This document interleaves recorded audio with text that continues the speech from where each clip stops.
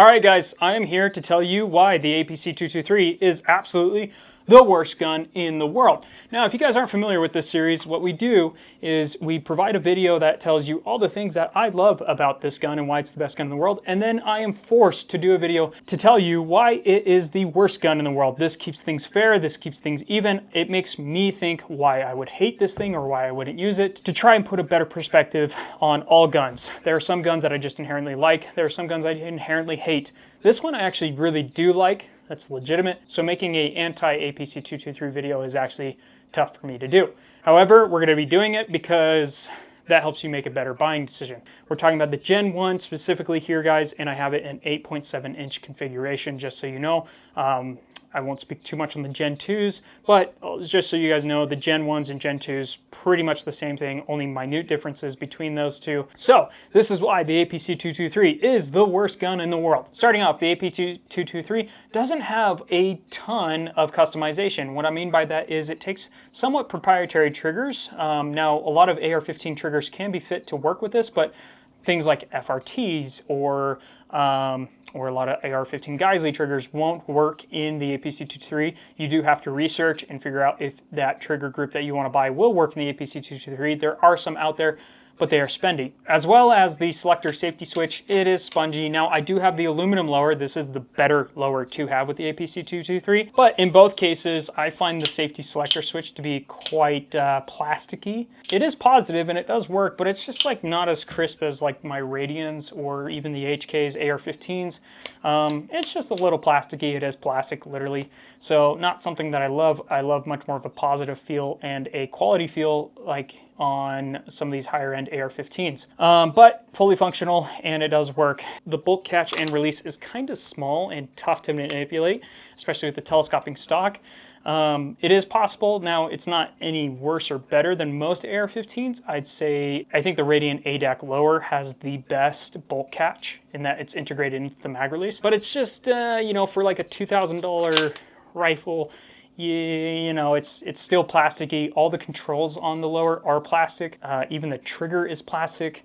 So it's not something that I love. I think I would have liked to see that made out of metal or be a little bit more premium feeling. Now, with the APC Gen 1, you do get a reciprocating bolt, which means that this charging handle will come back at you when shooting the gun. You might get smacked if your hand's in the wrong position, so just be cautious if you're like shooting the rifle like this, but then again, why would you? Your hand should be up here at all times. But just something to note, if you're a magwell gripper, you know, don't put your thumb there. The rail, the top rail is a little finicky. I found that actually the top rail doesn't have quite the same dimensions as most of my other AR-15s. Now, it holds 0. It's just I find that with some tighter tolerances optics, I have to actually slide things onto the rail. It's hard to explain. It might be a little bit wider because I have to unscrew, like for instance, this EOTech with its QD release. I have to really finagle and get it into the right position to get it onto the rail, whereas other AR-15s, most other AR-15s, I can just throw it on there, snap it on, get in real quick. This one, I'd actually have to loosen a little bit more and then put it on and then be able to cinch it down once it's actually, the hooks are over the rail. Something I've noticed with APC-223s, I don't know if anyone else has really noticed that. Now, let's talk about bulk and heftiness. This thing is heavy. It is a heavier gun.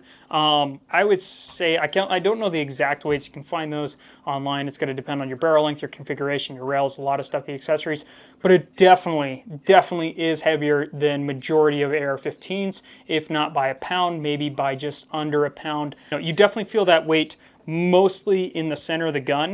You can see it's just slightly a little off balance if I were to hold it right by the magwell. But you also have to take into fact if you're putting a stock on there, what stock or brace you're going to go with. That would add significant amount of weight. It would probably be back heavy at the end of the day. Overall, balance isn't too bad, but it definitely is a hefty gun with most of your weight being centered around here, which is good. Pretty good that it's centered around the bolt carrier group, but still just kind of keep that in mind. You do feel all that weight. Now, the biggest gripe on the APC-223s is the price. The price on these things is expensive. They're not just expensive to own, they're expensive to customize. and expensive to work on if you have any issues or want to do heavy customizations. They are Swiss rifles. They are expensive rifles. There is not a ton out there like per se an AR-15 or AK-47 that you're going to find in customization. You pretty much are stuck to what B&T offers and maybe 1 to 3 other companies making accessory parts. So for example, this buttstock here is a Haga design buttstock. It is the extended version. It's much more bigger. It has much more rubber on it. I find this to be much more of a comfortable shooting platform rather than B&T's, which pretty much stops right here. It's a smaller, stiffer style buttstock. I don't know too many companies making customizable parts for the B&T, unlike the AR-15, which has hundreds of companies making parts and specialty components for that thing. Again, in terms of customization, it will be expensive, it will be limited, and it will be wait times. You're going to be competing with everyone else to get the same thing. So just kind of keep that in mind. It's not a heavily customizable gun. You can do a lot with it, but you can't do as much as an AR-15. Let's talk about accuracy. For the price, I would have hoped for this gun to be a little bit more accurate. Now, this is an 8.7 inch. It's a PDW. I'm not going to go off of this gun trying to be a 300-yard gun. It's perfectly adequate at being 150 yards within, but groupings wise, we're seeing about a 3 MOA accuracy with this. I have seen miracles out of things like the HK where it's an 11-inch barrel sub MOA accuracy. Granted, that's a $3,500 AR-15, but I would have hoped to see something within the 2 MOA range or within the 1.5 MOA range if you're spending $3,000 on a rifle, which most APCs are. Now, if you are getting a first gen and you're getting it secondhand, it'll probably be around the range of $1,500 to $2,000. Maybe you're not as upset about accuracy. Just kind of keep in mind, they're not the most accurate rifles. Something like a PWS, piston-driven AR-15, is gonna outperform that because they have a MOA accuracy guaranteed. To my knowledge, B&T doesn't have any accuracy guarantees, and they're not the most accurate rifles out of the box.